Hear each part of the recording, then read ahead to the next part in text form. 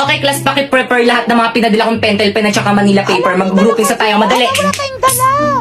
Group tayo. Ayoko nga, wala ka naman inaambag kapag tayo magka-grupo eh. Lipat ako pan para hindi kita maging ka-grupo.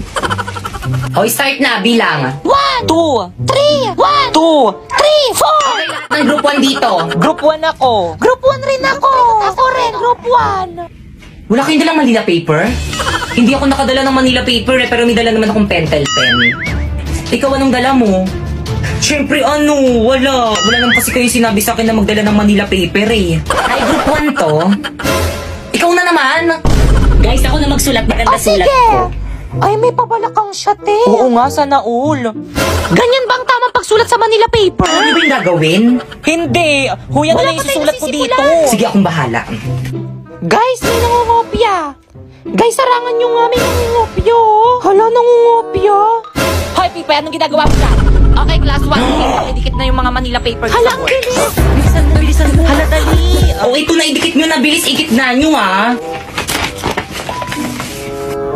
Okay na ba? Iusog mo pa ng konti. Igit na mo. Ayan. Dapat mas kita yung sa ating kasi sa Ayan, ibang sige, grupo. okay na yan. Well, dito ikaw yung mag-report ha. Hala, ba't ako na nga nagdala ng pentel pen eh? O sige, ikaw na lang Pipay. Ba't ako na nga nagdala ng Manila paper eh? O sige, ikaw na lang Popoy. Hala, ba't ako na nga nagdikit sa board ng Manila paper natin eh?